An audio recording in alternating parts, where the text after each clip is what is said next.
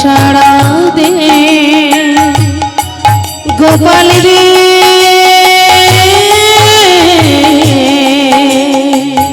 সাড়া দে গোপাল সাড়া দে কাঙালিনী বলে কি দিবি না সাড়া নয়নের মনির তুই নয়ন হারা কাঙালিনী বলে কি তুই দিবি না সাড়া নয়নের মনির তুই নয়ন হারা কাঙালিনী বলে দিবি না সাড়া নয়নের মনির তুই নয়ন হারা দেখিতে কে পাইব দেখিতে কে পাইব দেখিতে কে পাইব সেই নয়নে সারা দে গোপাল সারা দে গোপাল রে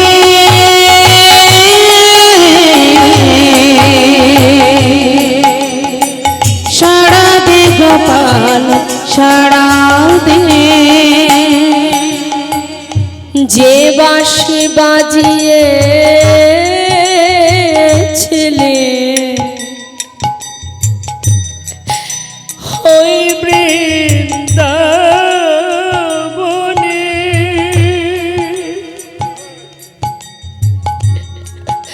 হরে গোপাল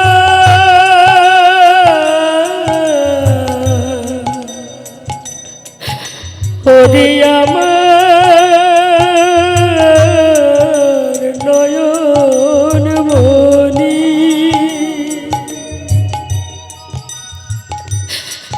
সাড়া দে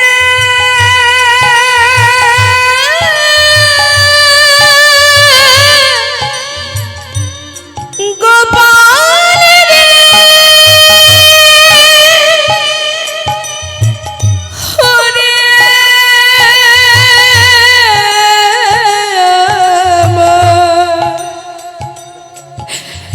হরে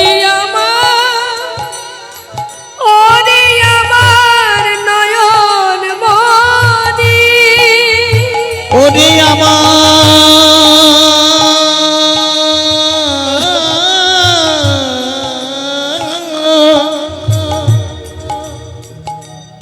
নয়ন মনি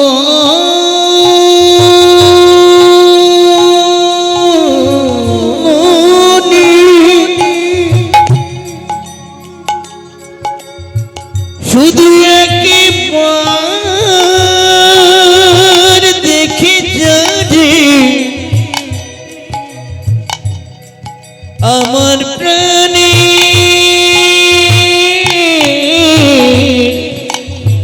গোপাল গোপাল গোপাল যে বাঁশি বাজিয়েছিলে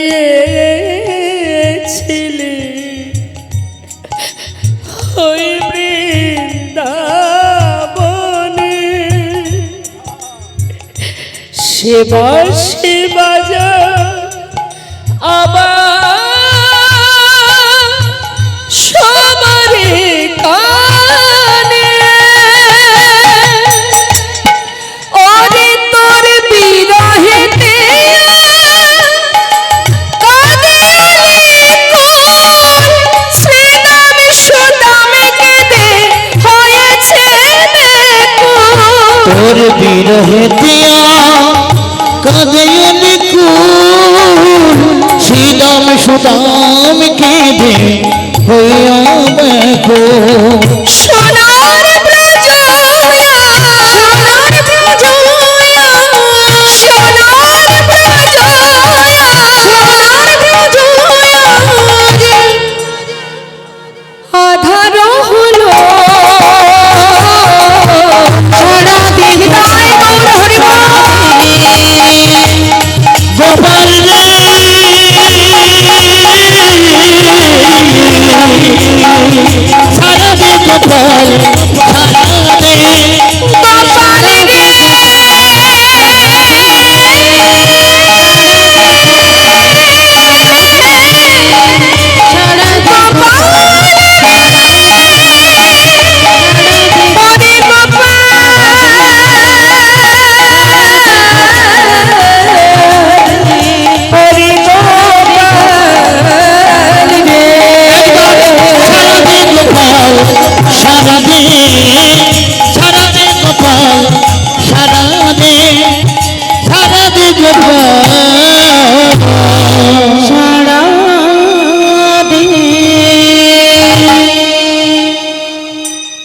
অন্তর যখন গোপাল গোপাল বলে চিৎকার করছে, ভগবান যজ্ঞাগারে যজ্ঞ সম্পূর্ণ হবার পর যখন কিনা পূর্ণ আহুতি দেয়, যখন যজ্ঞাগারে জলের ঝাড়ি হাতে নিয়ে ওই যজ্ঞাগারের চারিপাশে ঘুরছে মা, ঠিক সেই সময় মায়ের ওই ক্রন্দন শুনতে পেলেন গোবিন্দ।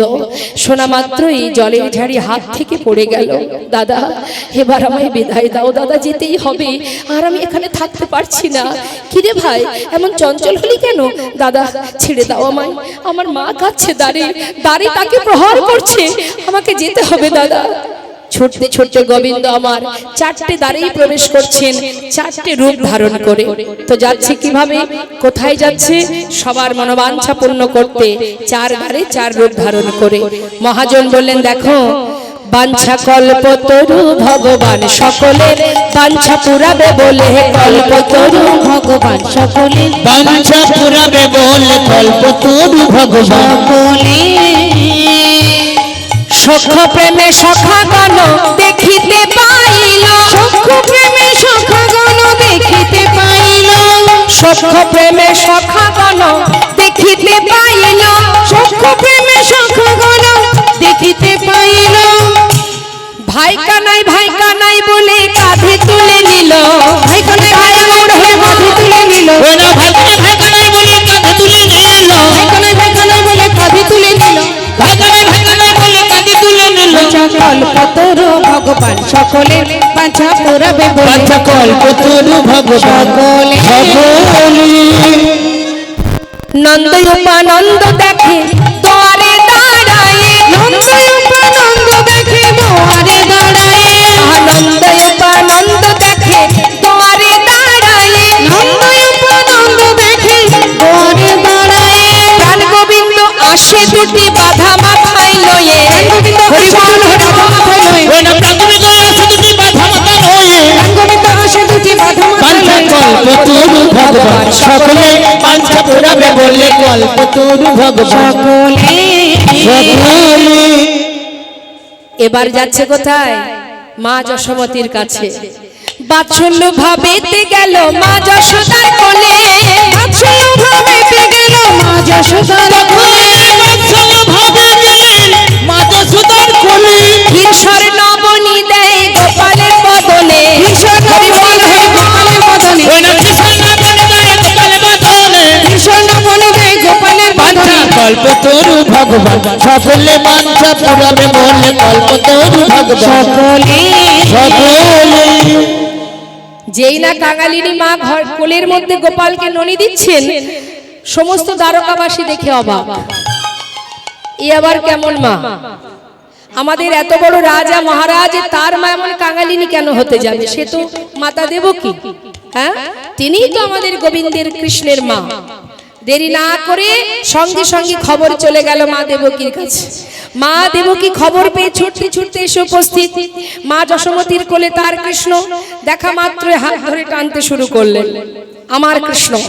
যতবার হাত ধরে টানছে মা যশোমতী বলছে, না না, ও আমার গোপাল।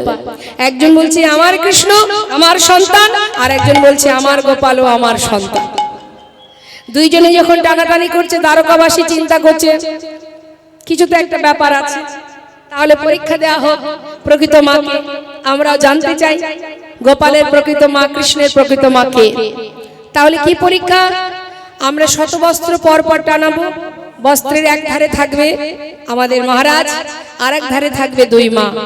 যে মা তার স্তন দুগ্ধ এই শতবস্ত্র ভেদ করে গোবিন্দের বদনে দিতে পারবে, সেই তো প্রকৃত মা। তাই হবে। এখন মা দেবকী মনে মনে চিন্তা করছে, কারাগারে আমি নিজে কৃষ্ণকে যখন জন্ম দিয়েছি, আমার তো আর পরীক্ষার কোনো বিষয় নেই, কারণ আমি নিশ্চিত সে আমার সন্তান। মা গর্ব ভরে বলে উঠলেন, পরীক্ষা আমি আগে দেব। বেশ, তাই হবে। ভগবান সবকিছু সইতে পারেন, অহংকার তো সইতে পারেন না। মা না পারেন চোখের জল সইতে, না পারেন অহংকার সইতে। অহংকার যখনই যে মুহূর্তে যে কারণের মধ্য দিয়েই হোক না কেন, সেই সময় থেকেই কিন্তু তোমার পতন একটু একটু করে হতে শুরু হবে। তাই অহংকার করা যাবে না। আর ভগবান অহংকার মোটেও সইতে পারেন না। একবার মা যশোমতী গোপালকে উদুকলে বাঁধার জন্য, মানে ব্রজবাসীরা প্রতিদিন এসে নালিশ জানাতেন, তোমার গোপাল ননির ভাণ্ড ভেঙে দিয়েছে, বাছুরি ছেড়ে গাভীর দুগ্ধ পিয়ায় দিয়েছে। হ্যাঁ, প্রতিদিন নালিশ শুনতে শুনতে মা মনে মনে ভাবে, আমার ছেলেটা যার নবলক্ষ ধেনু, এত ক্ষীর স্মরণী মাখন, তারপরেও কেন অন্যের বাড়িতে গিয়ে এমন করে ক্ষতি করে দেয়?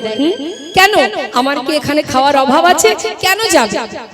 কিন্তু প্রকৃতভাবেই আপনারা বিচার করে দেখুন, ভগবান কৃষ্ণ যে অন্যের ঘরে ননি চুরি করে খায়, সত্যি কি তিনি চুরি করেন না? চুরি তো করেন না। তার জন্য, তার সেবার জন্যই তো তিনি শিখায় তুলে রাখেন ব্রজবাসীরা, হে ভগবান তোমার সেবার জন্য এই ভাণ্ডটি রইল, তাই তো? তো সেই ননিটাই তো গিয়ে গোবিন্দ খান, তার জন্য রাখে, তাই সে সেবা করেন। কিন্তু কি হয়, কাউকে না বলে সেবা করেন, এই জন্য অপরাধ হয়ে যায়, চুরি করেছে। হ্যাঁ, এখন মা যশোমতী উদুখলে বাঁধছে, কেন? তার মায়ের ভিতরে যে সন্তানের প্রতি বাৎসল্য প্রেম, সেটা কিন্তু আর নেই, রাগ হয়ে গেছে, শাসন করবে ছেলেকে, তাই ক্রোধান্বিত হয়ে গোপালকে উদুখলে বাঁধছে।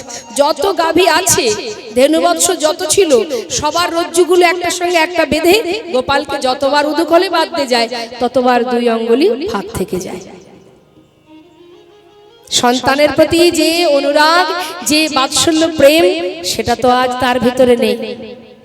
সেই ভালোবাসা, সেই বাৎসল্য প্রেম, সেই ভক্তি নেই বলেই বারবার কিছুতেই বাঁধতে পারছে না।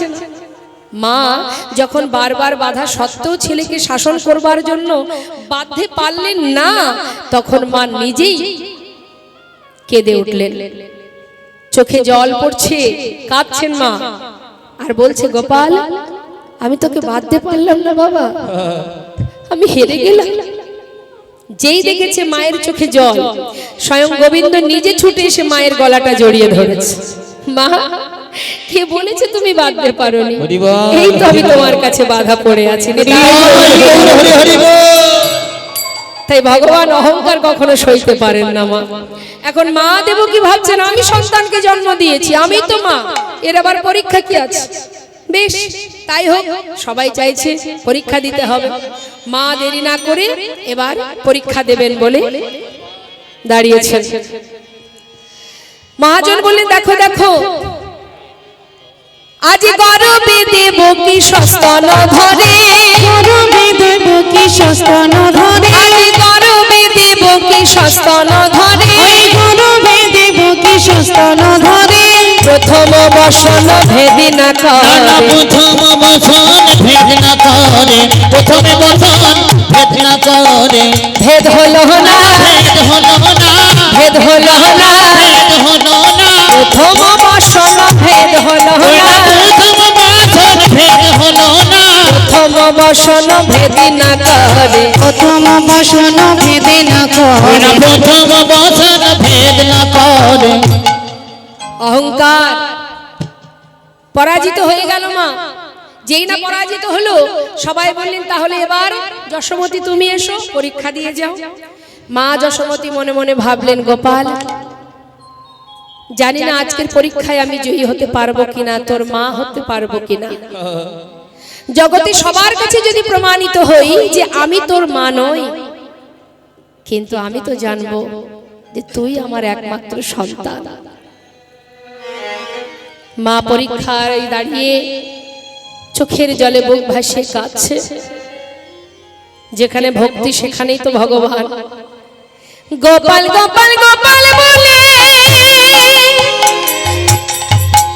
মায়া মা কাঁদিতে লাগিল,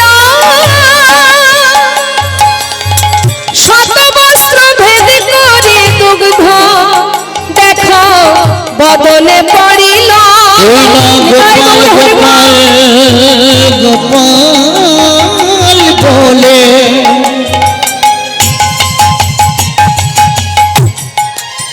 মায়া আমার কাঁদিতে লাগিল, ওই না শতবস্ত ভেদ করে বদনে পড়িল। দেখো ভাসাইয়া দিল, ভাসাইয়া দিল, ভাসাইয়া দিল, ভাসাইয়া দিল, নয়ন জলে ভাসাইয়া দিল, নয়ন জলে ভাসাইয়া দিল, দেখো কপালের বদন ভাসাইয়া দিল, কপালের বদন ভাসাইয়া দিল, নয়ন জলে দুগ্ধ ঘিরে কপালের বদন ভাসাইয়া দিল, নয়ন জলে দুগ্ধ সমস্ত ভেদ করে বদনে পড়িল সমস্ত ভেদ করে দুঃখ বদনে পড়িল। তাহলে প্রমাণিত হলো কি মা জন্ম দিলেন যিনি তিনি মা নন, মা হলেন কে? মা যশোমতী। এবার মা দেবকে প্রশ্ন করছেন কৃষ্ণের কাছে যে আমি কেন আমার স্তনদুগ্ধ তোর বদলে দিতে পারলাম না, কেন বাবা? ভগবান বলে উঠলেন একবার চিন্তা করে দেখো মা পুরবের কথা, ভেবে দেখো সেই ত্রেতা যুগের কথা। তোমার আদেশ অনুযায়ী আমার পিতার কথা মতো আমি 14 বৎসরের জন্য বনবাসে গিয়েছিলাম, কিন্তু মাগো তুমি ছিলে কইকেয়ী। মাগো যখন আমি ঘর থেকে যাত্রা করি আমার মা কৌশল্যা এক বাটি দুগ্ধ এনেছিলেন আমাকে দেবার জন্য, সেই দুগ্ধ তুমি আমায় পান করতে দাওনি। শুধু তাই নয়, 14 বৎসর পর যখন আমি ফিরে আসি তুমি আমায় বলেছিলে রাম তুই তো এই জন্মে আমার সন্তান হসনি, আমি জীবনে যে অপরাধ করেছি, আমি যে ভুল করেছি বাবা, আমার মনে একটি বাসনা এর পরের জন্মে আমি যেন তোর মা হতে পারি, তোকে যেন গর্ভে ধারণ করতে পারি। আমি বলেছিলাম তাই হবে মা। তুমি হলে দেবকী, কংসের কারাগারে আমি যখন তোমার গর্ভ থেকে ভূমিষ্ঠ হলাম, হওয়া মাত্রই তুমি পিতার কাছে আমাকে পাঠিয়ে দিলে গোকুলে। যখন পিতার কাছে আমায় পাঠিয়ে দিলে, পিতা মাথায় করে যখন আমায় নিয়ে যাচ্ছেন, তার আগে তুমি একটি বারের জন্য আমাকে এক ফোঁটা দুগ্ধ পান করাওনি, যার কারণে আজ আমি তোমার স্তনদুগ্ধ পান করিনি মা। আর মা যশোমতী তিনি ছিলেন সেই ধরাসতী যিনি একটি স্তনের বিনিময়ে ঘরে সাধু বৈষ্ণব সেবা দিয়েছিলেন, বৈষ্ণব সেবা দিয়েছিলেন একটি স্তনের বিনিময়ে। তা সেই বৈষ্ণব যখন সেবা দিচ্ছেন মা ধরাসতী, ঘরে বৈষ্ণব এসেছে, ভিক্ষা করতে হবে, দৃঢ় চললেন ভিক্ষায়, কিন্তু কেউ এক মুষ্টি তণ্ডুল দেয়নি। তখন ধরাসতী বলে স্বামী তুমি ঘরে থাকো, কথায় আছে অতিথি নারায়ণ। তা অতিথি এসেছে, বৈষ্ণব এসেছে, বৈষ্ণব সেবার ব্যবস্থা তো করতেই হবে, তুমি ঘরে থাকো, আমি দেখছি কি করা যায়। সকলের দ্বারে দ্বারে গেলেন, কিন্তু কোথা থেকেও এক মুষ্টি তণ্ডুল পেল না। তাই মনের দুঃখে ধরাসতী মনে মনে ভাবলেন ঘরে আমার অতিথি, আমি যদি বৈষ্ণব সেবা থেকে বঞ্চিতই হই তাহলে এই মুখ আমি কি করে দেখাবো, তার চেয়ে ওই নদীর জলে নিজেকে বিসর্জন করে দেওয়াই ভালো। তাই ছুটতে ছুটতে যখন মা সতী ধরাসতী যাচ্ছেন, এমন সময় দেখছেন যে নদীর ধারে একটা সুন্দর দোকান, মুদি দোকান। মুদি দোকান দেখে মনে মনে ধরাসতী ভাবছেন এই তো সুন্দর একটা দোকান দেখা যাচ্ছে, এখান থেকে না হয় কিছু তণ্ডুল ধার করে নিয়ে যায়, তারপরে কাল এসে দাম দিয়ে যাব। যখনই এসে বললেন দোকানদারকে, দোকানদার আমাকে কিছু তণ্ডুল ধার দেবে, আমি কাল এসে দাম দিয়ে যাব। দোকানদার বললেন দেখো ধারে তো আর বিক্রি কিনি হয় না, যদি কিছু দিতে পারো তবে তার বিনিময়ে তণ্ডুল পাবে, আমার কাছে কিছু নেই, আমার ঘরে অতিথি নারায়ণ, তার সেবার জন্য আমি এসেছি, আমাকে কিছু তো তণ্ডুল দাও, কথা দিচ্ছি আমি কাল এসে দাম দিয়ে যাব। এটা তো সম্ভব নয়, কিছু দিলে তবেই পাবে, না হলে দিতে পারবো না। বিশ্বাস করো দোকানদার, আমার কাছে কিচ্ছু নেই, আমাকে আজকে তুমি একটু তো তণ্ডুল দাও। তখন দোকানদার বললেন বেশ আমি দিতে পারি, আমি একটা জিনিস চাইবো তোমার কাছে, তুমি আমায় দেবে? চাইবে? যদি আমার কাছে থাকে আমি নিশ্চয়ই দেব, বলো কি চাই?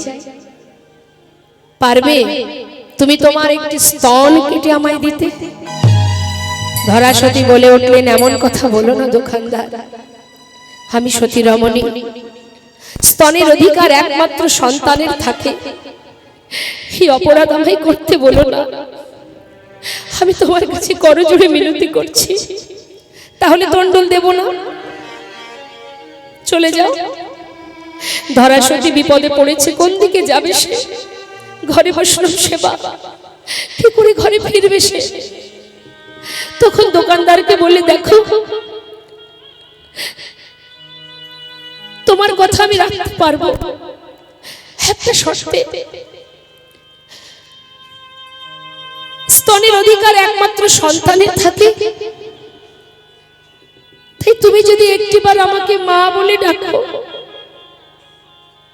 তবে আমি আমার সেই একটি স্তনে নিজে হাতে কর্তন করে দোকানদারের হাতে দিয়ে তার বিনিময়ে তন্ডুল নিয়ে ঘরে রন্ধন করে যখন সেবা দিচ্ছে, রুধির পড়েছে সম্মুখে, বলে উঠলেন, বৈষ্ণব তুমি অসুচি?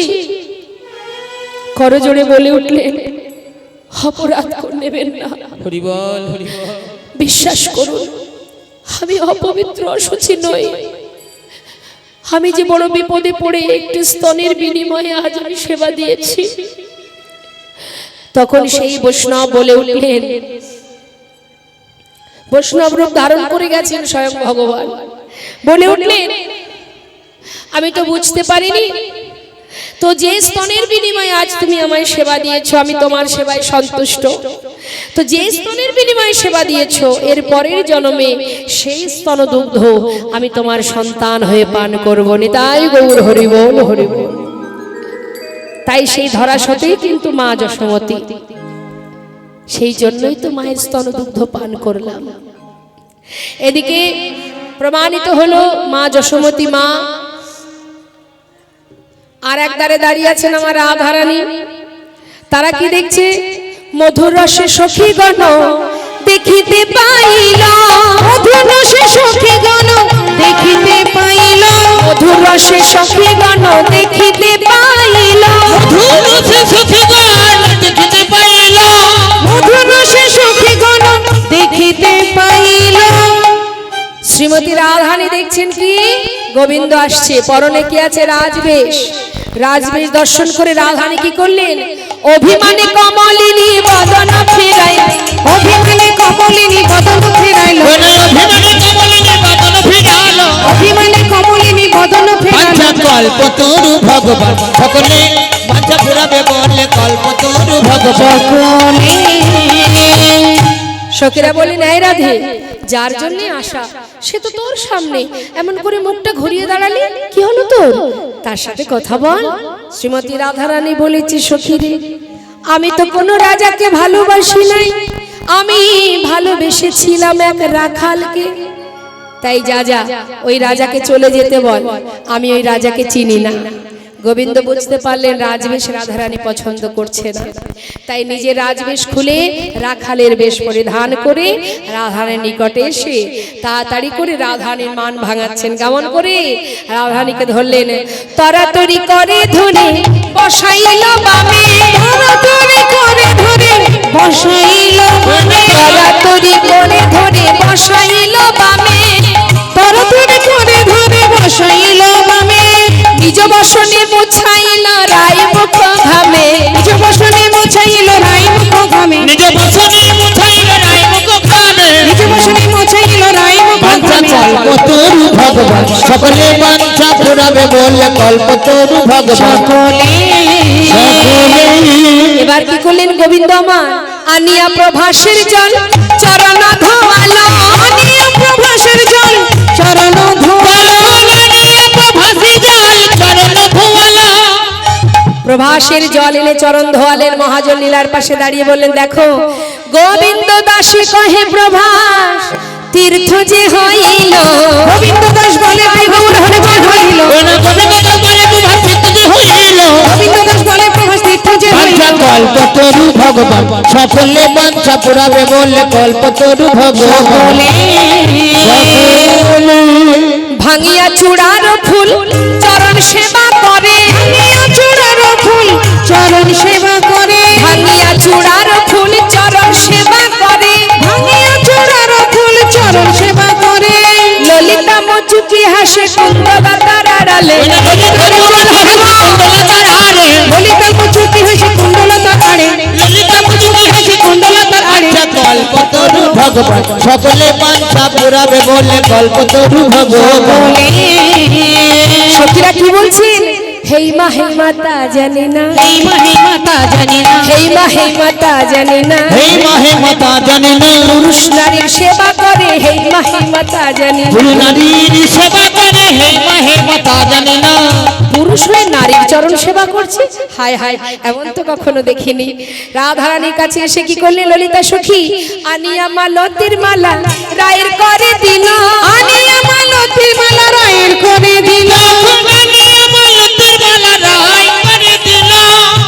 নেনে আর দেরি করিস না রায়, মালাটা পরিয়ে দে বধুর গলায়। বধুর গলায় পরাইয়া বামে দাঁড়াইল, বধুর গলায় পরাইয়া দাঁড়াইল, বধুর গলায় পরাইয়া বামে দাঁড়াইল, কল্পতরু ভগবান সকলের বাঁচা পড়াবে বলে, কল্পতরু ভগবান। রাধা গোবিন্দ লীলাকে এবার আমরা বিশ্রাম রাখবো। শ্রীমতী রাধানী আমার বধুর পাশে দাঁড়ালেন। আমরা এবার প্রভাসের তীরে রাধা গোবিন্দের যুগল দর্শন করব। সবাই মিলে আমরা একসঙ্গে গাইব। সখীরা সবাই মিলে আজ গোবিন্দ রাধা গোবিন্দের যুগল হেরে গুণগান গাইতে লাগলেন। জয় রাধে রাধে বল, কৃষ্ণ কৃষ্ণ বল, রাধে রাধে বল, কৃষ্ণ কৃষ্ণ বল, জয় রাধে রাধে বল, কৃষ্ণ কৃষ্ণ বল, রাধে রাধে বল, কৃষ্ণ কৃষ্ণ জয় বল। রাধে রাধে বল, কৃষ্ণ কৃষ্ণ বল, রাধে রাধে বল, কৃষ্ণ কৃষ্ণ বল, জয় রাধে রাধে বল, কৃষ্ণ কৃষ্ণ বল, রাধে রাধে বল, কৃষ্ণ কৃষ্ণ বল। জয় রাধে জয় কৃষ্ণ, জয় রাধে জয় কৃষ্ণ, জয় রাধে জয় কৃষ্ণ, জয় রাধে জয় কৃষ্ণ। জয় নিতাই জয় গৌর। আমরা নিতাই গৌরী জয়ধ্বনি করব, তারপর ঘরে ফিরব। কিন্তু তার আগে আমরা দুটো ভজন শ্রবণ করে নেব, কারণ অনেকেই অধীর আগ্রহ নিয়ে সবাই, অনেক সখীরা এখানে আছে, সবাই হলুদ সুন্দর সুন্দর হলুদ শাড়ি পরে আছে। তারা সবাই আমাকে বলেছে আমরা কিন্তু একটু সবাই আনন্দ করব, নাচবো। তো আমরা দুটো ভজন গাইবো, আপনারা সবাই আনন্দ করতে পারেন। হ্যাঁ, জয় রাধে শ্যাম, জয় নিতাই জয় গৌর।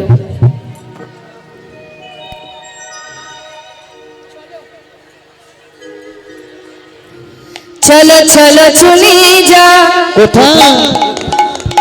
জয় রাধে। হরে কৃষ্ণ। চলো চলো চলে যা, আচ্ছা, একটু সাউন্ডটা লাউড করুন। বৃন্দাবনে চলো রে সবাই, চলো চলো চলে যাই,